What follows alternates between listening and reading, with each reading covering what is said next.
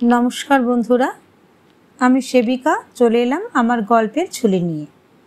आमार आजकेर गल्प सुकुमार रायेर सब जानता।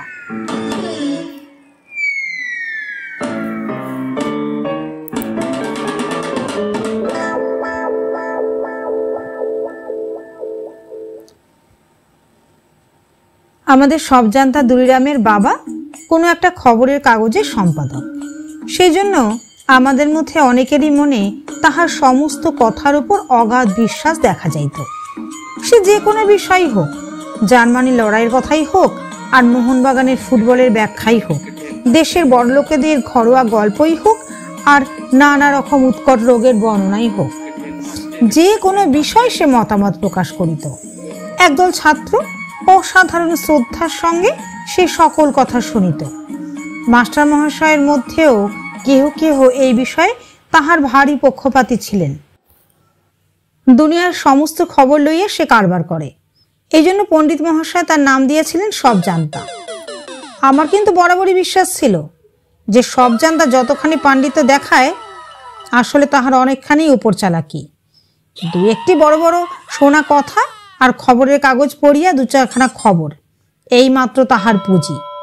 তাহারই উপর রং চং দিয়া নানা রকমের বাজে গল্প জুড়িয়া সে বিদ্যা জাহির করিত। একদিন আমাদের ক্লাসে পণ্ডিত মহাশয়ের কাছে সে নায়েগ্রা জলপ্রপাতের গল্প করিয়াছিল। তাহাতে সে বলে নায়েগ্রা নাকি 10 মাইল উঁচু, 100 মাইল চওড়া। একজন ছাত্র বলিল, সে কি করে হবে? এভারেস্ট সবচেয়ে উঁচু পাহাড়, সেই তো মোটে 5 মাইল। সব জানতো তাকে বাধা দিয়া বলিল, তোমরা তো আজকাল কোনো খবর রাখো না। যখনই তার কথায় আমরা সন্দেহ বা আপত্তি করিতাম, সে একটা যা তার হোক নাম করিয়া আমাদের ধমক দিয়া বলিত, তোমরা কি অমুকের চেয়ে বেশি জানো? আমরা বাহিরে সব সহ্য করিয়া থাকিতাম, কিন্তু এক এক সময় এমন রাগে গা জ্বলিয়া যাইত। সব জানতা যে আমাদের মনের ভাবটা বুঝিত না তাহা নয়, সে তাহা বিলক্ষণ বুঝিত এবং সর্বদাই এমন ভাব প্রকাশ করিত যে আমরা তাহার কথাগুলি মানি বা না মানি তাহাতে তার কিছু যায় আসে না। নানা রকম গল্প জাহির করার সময় মাঝে মাঝে আমাদের শুনাইয়া বলিত, অবশ্যই কেউ কেউ এমন আছেন যারা এসব মানবেন না, অথবা যারা না পড়েই খুব বুদ্ধিমান তারা নিশ্চয়ই এসব উড়িয়ে দিতে চাইবেন ইত্যাদি। ছোকরা বাস্তবিক অনেক রকমের খবর রাখিত, তার উপরে বোলচালগুলিও ছিল বেশ ঝাঁঝালো ধরনের, কাজে আমরা বেশি তর্ক করিতে সাহস পাইতাম না। তারপরে একদিন কি কুক্ষণে তার মামা ডেপুটি ম্যাজিস্ট্রেট হইয়া আমাদের স্কুলের কাছে বাসা লইয়া বসিলেন। তখন আর সব জানতাকে কে পায়, তাহার কথাবার্তার দৌড় এমন আশ্চর্য রকম বাড়িয়া চলিল যে মনে হইতো তাহার পরামর্শ ছাড়া ম্যাজিস্ট্রেট হইতে পুলিশের পেয়াদা পর্যন্ত কাহারও কাজ চলিতে পারে না। স্কুলের ছাত্র মহলে তাহার খ্যাতি ও প্রতিপত্তি এমন আশ্চর্য রকম জমিয়া গেল যে আমরা কয়েক বেচারা যাহারা বরাবর তাহাকে ঠাট্টা বিদ্রুপ করিয়া আসিতেছি একেবারে কোণঠাসা হইয়া রহিলাম। এমনকি আমাদের মধ্যে দু একজন তাহার দলে যোগ দিতে আরম্ভ করিল। অবস্থাটা শেষটায় এমন দাঁড়াইল যে স্কুলে আমাদের টেকা দেয়।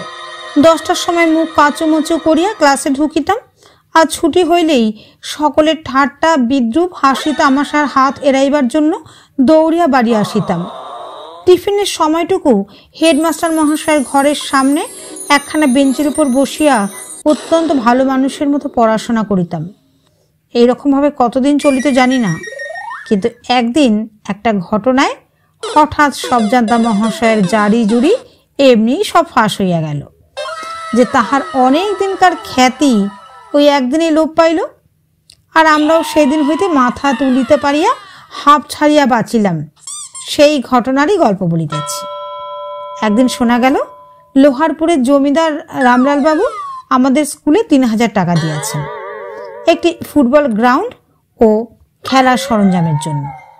আরও শুনিলাম রামলাল বাবুর ইচ্ছা সেই উপলক্ষে আমাদের একদিন ছুটি ও একদিন রীতিমতো ভোজের আয়োজন হয়। কয়দিন ধরিয়া এই খবরটাই আমাদের প্রধান আলোচনার বিষয় হইয়া উঠিল। কবে ছুটি পাওয়া যাইবে, কবে খাওয়া এবং কি খাওয়া হইবে, এই সমস্ত বিষয়ে জল্পনা চলিতে লাগিল। সব জানতা দুলিরাম বলিল, যেবার সে দার্জিলিং গিয়েছিল সেবার নাকি রামলাল বাবু তাহাকে কেমন খাতির করিতেন, তাহার কবিতা আবৃত্তি শুনিয়া কি কি প্রশংসা করিয়াছিলেন। এ বিষয়ে সে স্কুলে আগে ও পরে সারাটি টিফিনের সময় এবং সুযোগ পাইলেই ক্লাসের পড়াশোনার ফাঁকে ফাঁকেও নানা অসম্ভব গল্প বলিত। অসম্ভব বলিলাম বটে, কিন্তু তাহার চেলার দল সে সকল কথা নির্বিচারে বিশ্বাস করিতে এতটুকু দ্বিধাবোধ করিত না।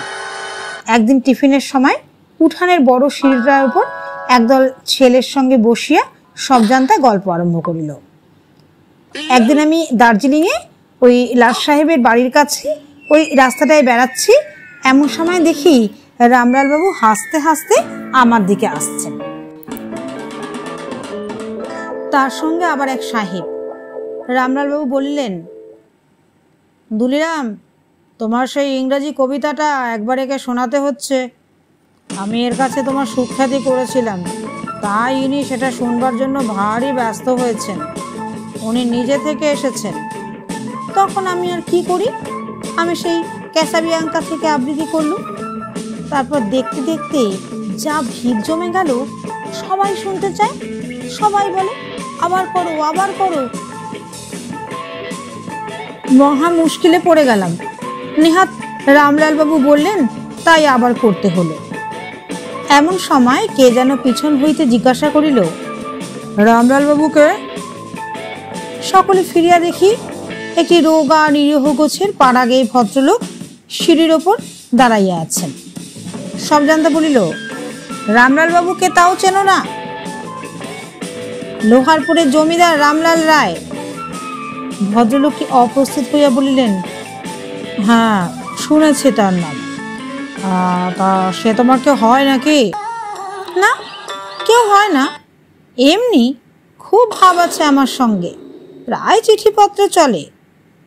ভদ্রলোকটি বললেন, রামলাল বাবু লোকটি কেমন? সব জানতা উৎসাহের সঙ্গে বলিয়া উঠিল, চমৎকার লোক, যেমন চেহারা তেমনি কথাবার্তা, তেমনি কায়দা দুরস্ত। এই আপনার চেয়ে প্রায় আধ হাত খানেক লম্বা হবেন, আর সেই রকম তার তেজ। আমাকে তিনি কুস্তি শেখাবেন বলেছিলেন, আর কিছুদিন থাকলেই ওটা বেশ রীতিমতো শিখে আসতাম। ভদ্রলোকটি বললেন, বলো কি হে, তোমার বয়স কত? আগে এইবার 13 পূর্ণ হবে। বটে, বয়সের পক্ষে খুব চালাক তো, বেশ তো কথাবার্তা বলতে পারো। কি নাম হে তোমার? সব জানতা বলিল, দুলিরাম ঘোষ। রণদাবাবু ডেপুটি আমার মামা হন। শুনিয়া ভদ্রলোকটি ভারী খুশি হইয়া হেডমাস্টার মহাশয়ের ঘরের দিকে চলিয়া গেলেন। ছুটির পর আমরা সকলেই বাহির হইলাম। স্কুলের সম্মুখেই ডেপুটি বাবুর বাড়ি। তাহার বাহিরের বারান্দায় দেখি ওই ভদ্রলোকটি বসিয়া দুলিরামের ডেপুটি মামার সঙ্গে গল্প করিতেছেন। দুলিরামকে দেখিয়া মামা ডাক দিলেন, আয় দুলি, এদিকে আয়, একে প্রণাম কর। আগে এটি আমার ভাগ্নে দুলিরাম। ভদ্রলোকটি হাসিয়া বললেন, হ্যাঁ, এর পরিচয় আমি আগেই পেয়েছি। দুলিরাম আমাদের দেখাইয়া খুব আড়ম্বর করিয়া ভদ্রলোকটিকে প্রণাম করিল। ভদ্রলোকটি আবার বললেন, আমার পরিচয় জানো না বুঝি? সব জানতে এবার আর জানি বলিতে পারিল না, আমতা আমতা করিয়া মাথা চুরকাইতে লাগিল। আগে ভদ্রলোকটি তখন একটু মুচকি হাসিয়া আমাদের শোনাইয়া বলিলেন, আমার নাম রামলাল রায়, লোহারপুরের রামলাল রায়। দুলিরাম খানিক্ষণ হাঁ করিয়া দাঁড়াইয়া রহিল। তারপর মুখখানা লাল করিয়া হঠাৎ এক দৌড়ে বাড়ির ভিতর ঢুকিয়া গেল। ব্যাপার দেখিয়া ছেলেরা রাস্তার উপর হো হো করিয়া হাসিতে লাগিল। তার পরের দিন আমরা স্কুলে আসিয়া দেখিলাম সব জানতা আসে নাই। তাহার নাকি মাথা ধরিয়াছে, নানা অজুহাতে সে 2-3 দিন কামাই করিল। তারপর যেদিন স্কুলে আসিল তখন তাহারই অনুগত যাহারা তাহাকে ধরিয়া জিজ্ঞাসা করিল, কি হে, রামলালবাবু চিঠিপত্র পেলে? বলিয়া তাহাকে একেবারে ঘিরিয়া দাঁড়াইল। তারপর যতদিন সে স্কুলে ছিল ততদিন তাহাকে খেপাইতে হইলে বেশি কিছু দরকার হইত না। একটিবার রামলালবাবুর কথা জিজ্ঞাসা করিলেই বেশ তামাশা দেখা যাইত। Please like, comment, share and subscribe to my channel.